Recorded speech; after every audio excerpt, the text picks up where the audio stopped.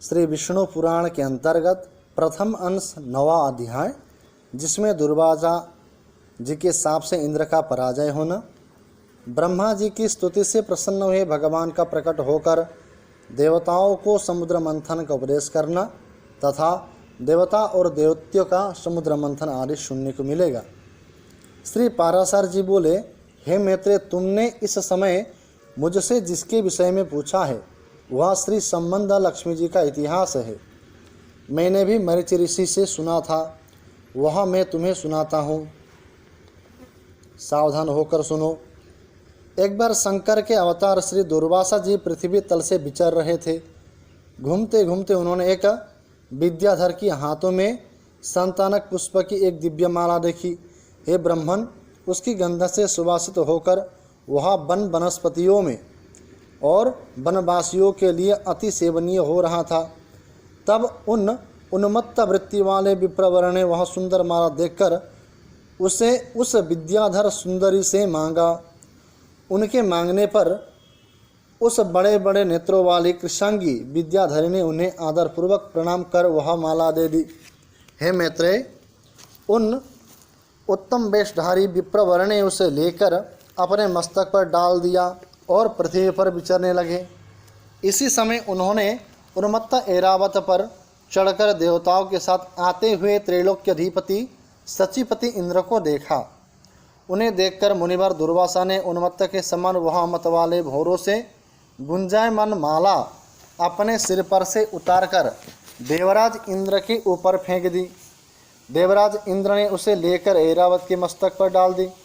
उस समय वह ऐसे सुशोभित हुई मानो कैलाश पर्वत के शिखर पर श्री गंगा जी विराजमान हो। उस मदोन्मत्त हाथी ने भी उसी की गंध से आकर्षित हो से सूंड से सूंघ कर पृथ्वी पर फेंक दिया। हे मैत्रेय, यह देखकर मुनिश्रेष्ठ भगवान दुर्वासा जी अति क्रोधित हुए और देवराज इंद्र से इस प्रकार बोले। दुर्वासा जी ने कहा, अरे दुर्वासा जी यहाँ पर कहते हैं, अरे ऐश्वर्य के मन से दूषित चित्त इंद्र, तू बड़ा ढीठ है। तूने मेरी दी हुई संपूर्ण शोभा की माला धाम माला का कुछ भी आदर नहीं किया। अरे तूने न तो प्रणाम करके बड़ी कृपा की, ऐसा ही कहा, और न हर्ष से प्रसन्न वदन होकर उसे अपने सिर पर ही रखा। हे मूढ़, तूने मेरी दी हुई माला का कुछ भी मूल्य नहीं किया, इसीलिए तेरा त्रिलोकी का वैभव नष्ट हो जाएगा।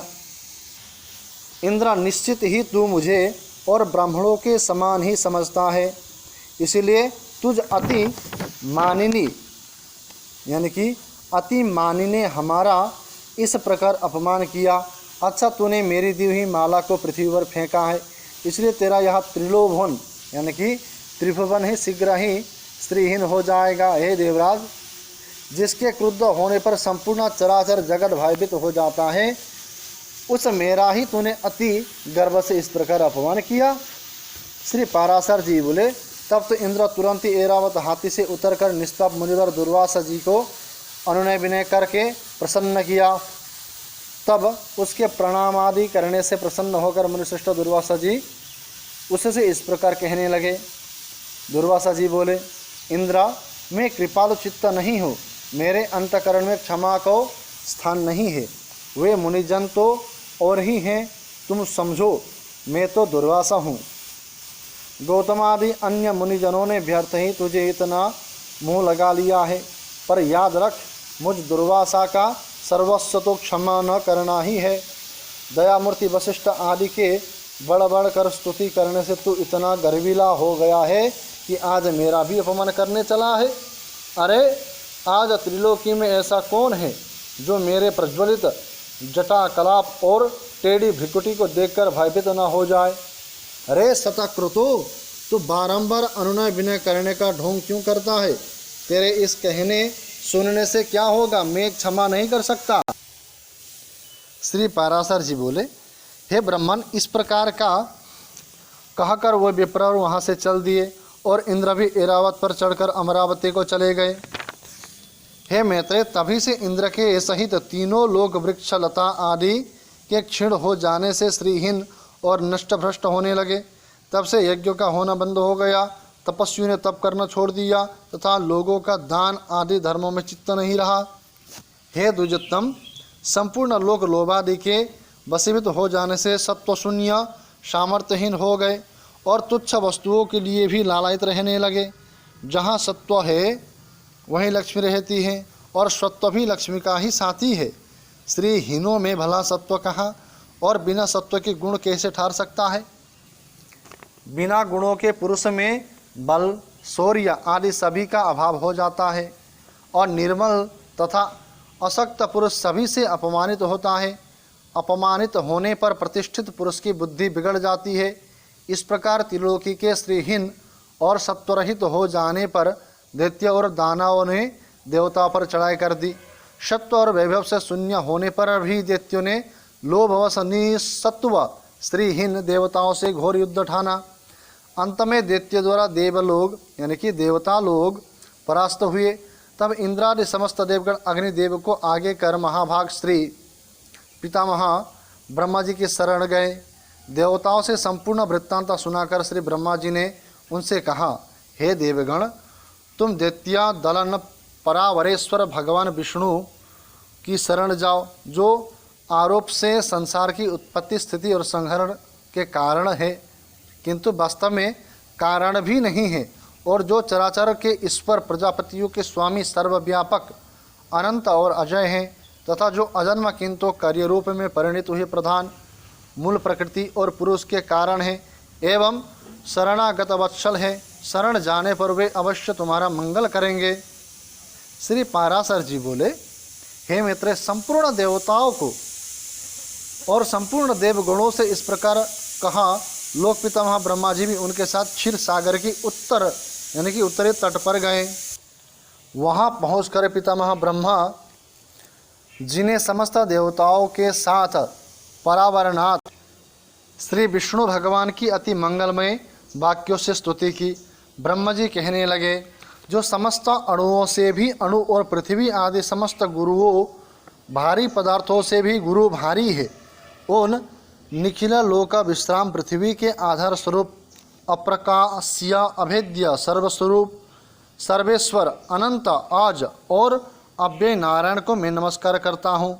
मेरे सहित संपूर्ण जगत जिसमें स्थित है, जिससे उत्पन्न हुआ है और जो देव सर्वभूतमय है, तथा जो पर प्रधानादि से भी पर है, जो पर पुरुष से भी पर है, मुक्ति लाभ के लिए मोक्षकामी मुनिजन जिसका ध्यान धरते हैं, तथा जिस ईश्वर में सत्वादि प्राकृतिक गुणों का सर्वथा अभाव है, वह समस्त शुद्ध पदार्थों से भी परम शुद्ध परमात्मा स्वरूप आदि पुरुष हम पर प्रसन्न हो। जिस शुद्ध स्वरूप भगवान की शक्ति, विभूति, कला, काष्ठा और मुहूर्त आदि काल क्रम का विषय नहीं है, वे भगवान विष्णु हम पर प्रसन्न हो। जो शुद्ध स्वरूप होकर भी उपचार से परमेश्वर, परमा महालक्ष्मी, ईश्वरपति अर्थात लक्ष्मीपति कहलाते हैं, और जो समस्त देहधारियों के आत्मा है, वे श्री विष्णु भगवान हम पर प्रसन्न हो। जो कारण और कार्य रूप है, तथा कारण के भी कारण और कार्य के भी कार्य, वे श्री हरि हम पर प्रसन्न हो। जो कार्य यानी कि महातत्व के कार्य अहंकार का भी कार्य तन्मात्र पंचक है, उसके कार्य पंचभूतक का भी कार्य ब्रह्मांड जो स्वयं है, और जो उसके कार्य ब्रह्मदक्षादि का भी कार्यभूत प्रजापतियों के पुत्र पौत्रादि है, उसे हम प्रणाम करते हैं। तथा जो जगत के कारण ब्रह्मादि का कारण ब्रह्मांड और उसके तारण पंचभूतक के कारण पंचतन मात्रा के कारणों अहंकार महतत्वादि का भी हेतु मूल प्रकृति है, उस परमेश्वर को हम प्रणाम करते हैं, जो भोक्ता और भोग्य, स्रष्टा और सृज्य तथा कर्ता और कार्यरूप स्वयं ही है। उस परम पद को हम प्रणाम करते हैं, जो विशुद्ध बोध स्वरूप नित्य जन्म अक्षय अव्यक्त और अविकारी है। वही विष्णु का परम पद परमेश्वर है, जो न स्थूल है, न सूक्ष्म है, न किसी अन्य विषय का विषय है। वही भगवान विष्णु का नित्य निर्मल परम पद है। हम उसको प्रणाम करते हैं, जिसके अयुतांश 10,000वें अंश के अच्युतांश में विश्व रचना की शक्ति स्थिति है, तथा जो परब्रह्म स्वरूप है, उस अव्यय को हम प्रणाम करते हैं। नित्य युक्त योगी गण अपने पुण्य पापादि का क्षय हो जाने पर ओमकार द्वारा चिंतनीय जिस अविनाशी पदम यानी कि पद का साक्षात्कार करते हैं, वही भगवान विष्णु का परम पद है, जिसको देवगण, मुनिगण, शंकर और मैं कोई भी न जान सकते। वही परमेश्वर श्री विष्णु का परम पद है, जिस अभूतपूर्व देव की ब्रह्मा, विष्णु और शिव रूप शक्तियाँ हैं, वही भगवान विष्णु का परम पद है। हे सर्वेश्वर, हे सर्वा भूतात्मन, हे सर्वरूप, हे सर्वधार, हे अच्युत, हे विष्णु, हम भक्तों पर प्रसन्न होकर हमें दर्शन दीजिए। श्री पाराशर जी बोले, ब्रह्मा जी के इन उद्गारों को सुनकर देवगण भी प्रणाम करके बोले, प्रभु हम पर प्रसन्न होकर हमें दर्शन दीजिए। हे जगत धाम सर्वगत अच्युत, जिसे ये भगवान ब्रह्मा जी भी नहीं जानते, आपके उस परम पद को हम प्रणाम करते हैं। तदंतर ब्रह्मा और देवता गणों के बल चुकने पर बृहस्पति आदि समस्त देवर्षि गण कहने लगे, जो परम स्तवनीय आद्य यज्ञ पुरुष हैं और पूर्वजों के भी पूर्व पुरुष हैं, उन जगत के रचयिता निर्विशेष परमात्मा को हम नमस्कार करते हैं। हे भूत भव्य से यज्ञ मूर्तिधर भगवान, हे अव्यय, हम सब शरणों गतों पर आप प्रसन्न होइए और दर्शन दीजिए। हे नाथ, हमारे सहित ये ब्रह्मा जी, रुद्रों के सहित भगवान शंकर, 12 आदित्यों के सहित भगवान पूषा, अग्नियों के सहित पापक यानी कि पावक, और ये दोनों अश्विनी कुमार, 8 वसु, समस्त मरुदगण, साध्यगण, विश्वदेव तथा देवराज इंद्र, ये सभी देवगण दैत्य सेना से पराजित होकर अति प्रणत हो आपकी शरण में आए हैं। श्री पाराशर जी बोले, हे मैत्रेय, इस प्रकार स्तुति किए जाने पर शंख चक्रधारी भगवान परमेश्वर उनके सम्मुख प्रकट हुए। तब उस शंख चक्र गदाधारी उत्कृष्ट तेजो राशिमय अपूर्व दिव्य मूर्ति को देखकर पितामह आदि समस्त देवगण और अति विनयपूर्वक प्रणाम कर क्षोभवश चकित नयन हो उन कमला नयन भगवान की स्तुति करने लगे। देवगण बोले, हे प्रभु, आपको नमस्कार है, नमस्कार है। आप निर्विशेष हैं तथा आप ही ब्रह्मा हैं, आप ही शंकर हैं, आप ही इंद्र हैं, अग्नि, पवन, वरुण, सूर्य और यमराज है। हे देव वसुगण, मरुदगण, साध्यगण और विश्वदेवगण भी आप ही हैं तथा आपके सम्मुख जो यहाँ देव समुदाय हैं, हे जगश्रेष्ठाओं, वहाँ भी आप ही हैं, क्योंकि आप सर्वत्र परिपूर्ण हैं। आप ही यज्ञ हैं, आप ही वषटकार हैं तथा आप ही ओंकार और प्रजापति है। हे सर्वात्मन विद्या वेद्य और संपूर्ण जगत आप ही का स्वरूप तो है। हे विष्णु, दैत्यों से परास्त हुए हम आतुर होकर आपकी शरण में आए हैं। हे सर्वस्वरूप, आप हम पर प्रसन्न होइए और अपने तेज से हमें सशक्त कीजिए। हे प्रभु, जब तक जीव संपूर्ण पापों को नष्ट करने वाले आपकी शरण में नहीं जाता, तभी तक उसमें दीनता, इच्छा, मोह और दुख आदि रहते हैं। हे प्रसन्नात्मन, हम शरणागतों पर आप प्रसन्न होइए और हे नाथ, अपनी शक्ति से हम सब देवताओं को खोए हुए तेजकों को फिर बढ़ाइए। श्री पाराशर जी बोले, विनीत देवताओं द्वारा इस प्रकार स्तुति किए जाने पर विश्वकर्ता भगवान हरि प्रसन्न होकर इस प्रकार बोले, देवगण, मैं तुम्हारे तेज को फिर बढ़ाऊंगा। तुम इस समय में जो कुछ कहता हूँ वह करो। तुम दैत्यों के साथ संपूर्ण औषधियाँ लाकर अमृत के लिए क्षीर सागर में डालो और मंदराचल को मथानी तथा बासुकी नाग को नीति बनाकर उसे दैत्यों और दानवों के सहित मेरी सहायता से मथकर अमृत निकालो। तुम लोग सामनीति का अवलंबन कर दैत्यों को यानी कि दैत्यों से कहो कि इस काम में सहायता करने से आप लोग भी इसके फल में समान भाग पाएंगे। समुद्र के मथने पर उससे जो अमृत निकलेगा उसका पान करने से तुम सबल और अमर हो जाओगे, जिससे तुम्हारे द्वेषी यानी कि हे देवगण, तुम्हारे लिए यहाँ मैं ऐसे युक्ति करूँगा जिससे तुम्हारे द्वेषी दैत्यों को अमृत ना मिल सकेगा और उनके हिस्से में केवल समुद्र मंथन का क्लेश ही आएगा। श्री पाराशर जी बोले, तब देवदेव भगवान विष्णु के ऐसा कहने पर सभी देवगण दैत्यों से संधि करके अमृत प्राप्ति के लिए यत्न करने लगे। हे मैत्रेय, देव दानव और दैत्यों ने नाना प्रकार की औषधियाँ लाकर उन्हें शरद ऋतु के आकाश की ही निर्मल शांति वाले क्षीर सागर के जल में डाला और मंदराचल को मथाने तथा वासुकी नाग को नेति बनाकर बड़े वेग से अमृत मथना प्रारंभ किया।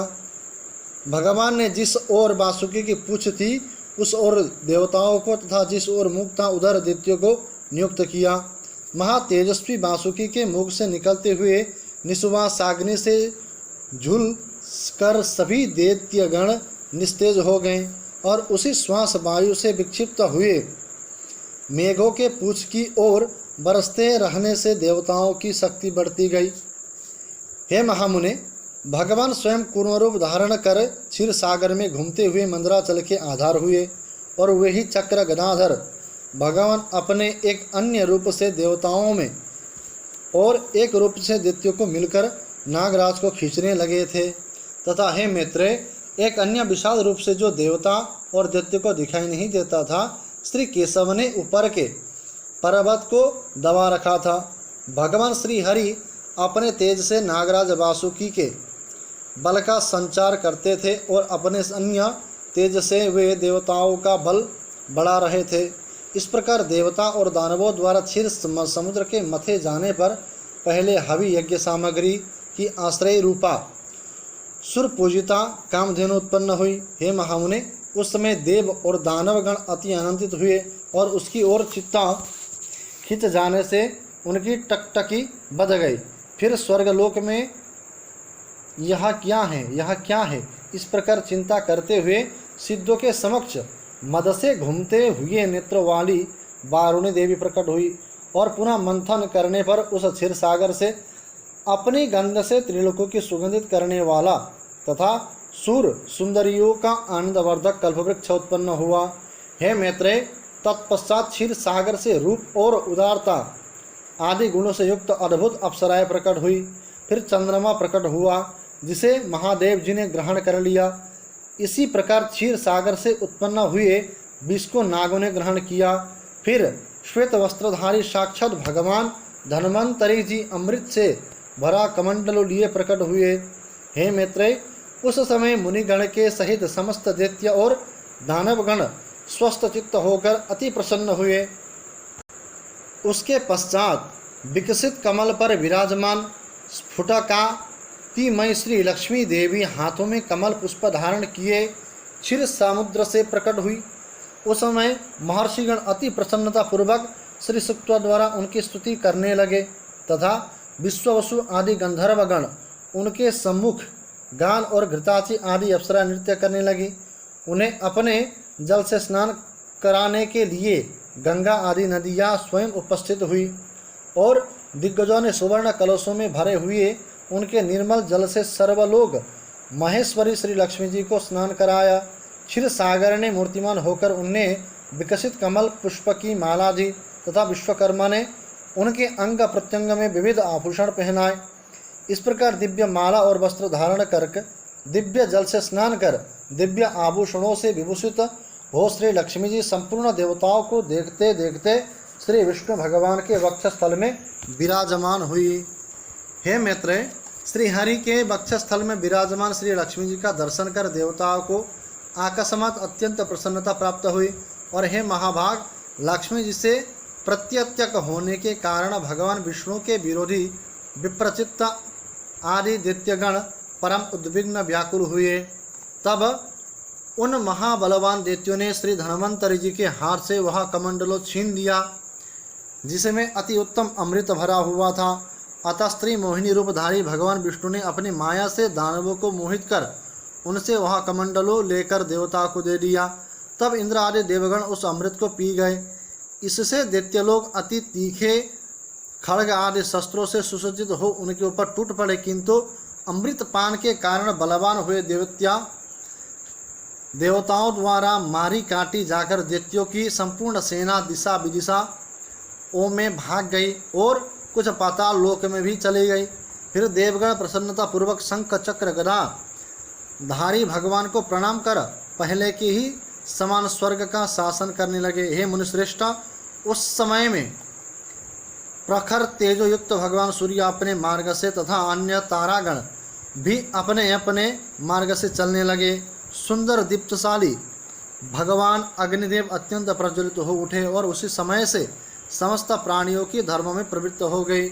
हे द्विजोत्तम, त्रिलोकी श्री संपन्न हो गए और देवताओं को श्रेष्ठ इंद्र भी पुनः श्रीमान हो गए। तदंतर इंद्र ने स्वर्गलोक में जाकर फिर से देवराज्य पर अधिकार पाया और राज सिंहासन पर आरूढ़ हो पद्महस्ता श्री लक्ष्मी जी की इस प्रकार स्तुति की।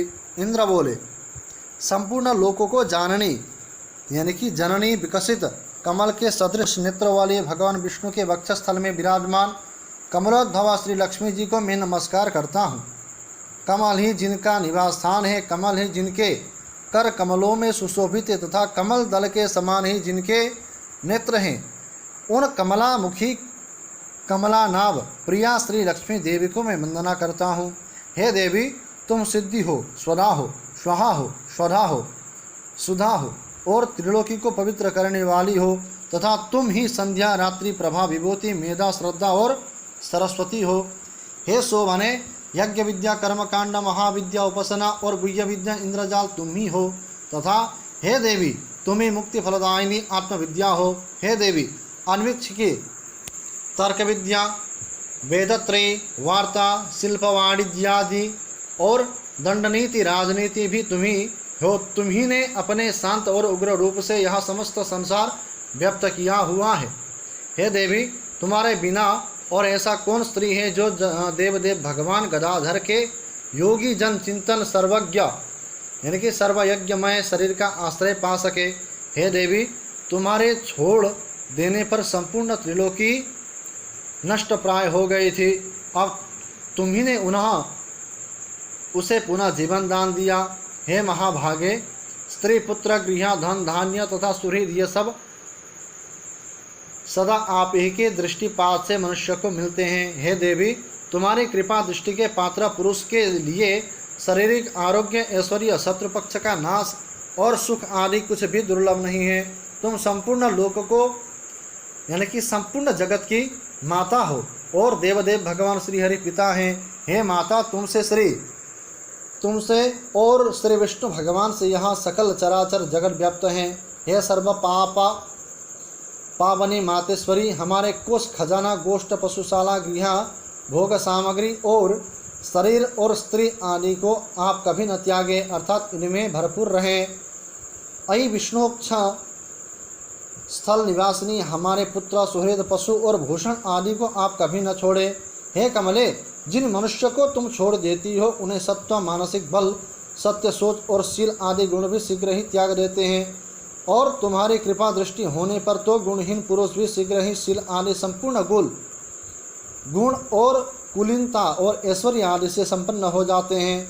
हे देव, जिस पर तुम्हारी कृपा दृष्टि है वही प्रशंसनीय है, वही गुणी है, वही धन्य भाग्य है, वही कुलीन और बुद्धिमान है तथा वही सुरवीर और पराक्रमी है।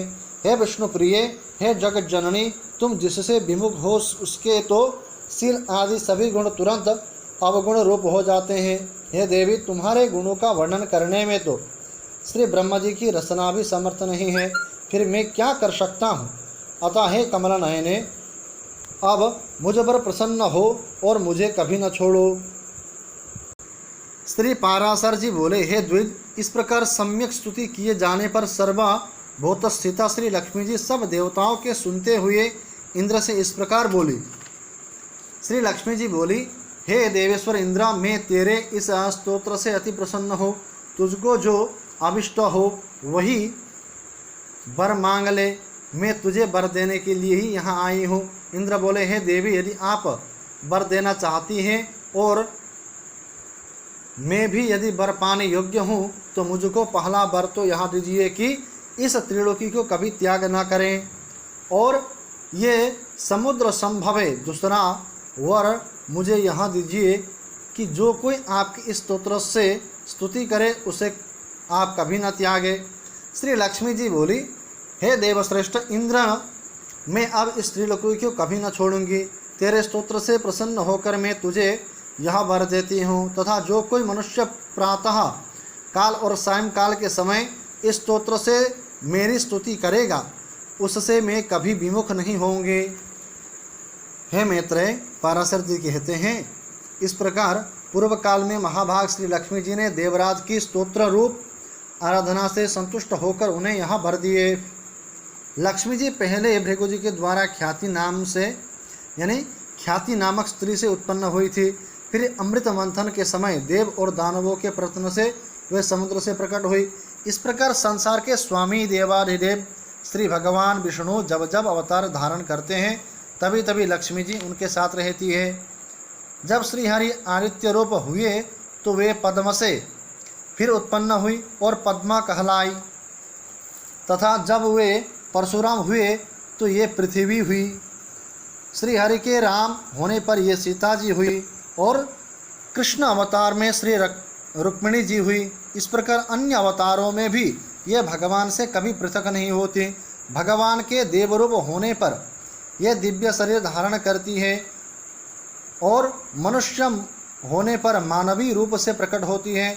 विष्णु भगवान के शरीर के अनुरूप ही ये अपना शरीर भी बना लेती है। जो मनुष्य लक्ष्मी जी के जन्म की इस कथा को सुनेगा अथवा पढ़ेगा उसके घर में वर्तमान, आगामी और भूत तीनों कुलों में रहते हुए कभी लक्ष्मी का नाश न होगा। हे मुने, जिन घरों में लक्ष्मी जी के इस स्तोत्र का पाठ होता है उनमें काल की आधारभूता दरिद्रता कभी नहीं ठहर सकती। हे ब्राह्मण, तुमने जो मुझसे पूछा था कि पहले भृगु जी की पुत्री होकर फिर लक्ष्मी जी क्षीर समुद्र से कैसे उत्पन्न हुई, सो मैंने तुमसे यह सब वृत्तांत कह दिया। इस प्रकार इंद्र के मुख से प्रकट हुई यह लक्ष्मी जी की स्तुति सफल विभूतियों की प्राप्ति का कारण है। जो लोग इसका नित्य प्रति पाठ करेंगे उनके घर में निर्धनता कभी नहीं रह सकेगी।